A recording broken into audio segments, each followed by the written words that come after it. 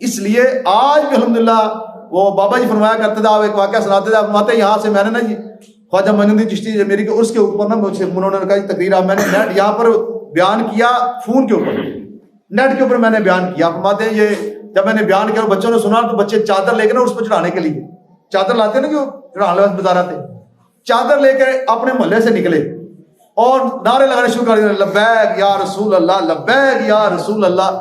وہ نعرے لگاتے آ رہے تھے تو ان کی پولیس آ گئی، ایس پی آ گیا، ڈی ایس پی آ گیا. انہوں نے کہا اس نعرے کو بند کرو.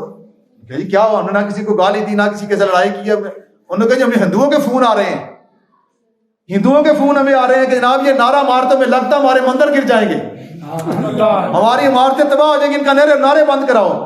اور چلے ہو تے نعرے نہیں کفر برداشت کر سکتا. تے کو تو نعرے اتنی پاور والے ہیں، تے نعرے نہیں برداشت ہوندے، تسی کیویں برداشت ہو گے؟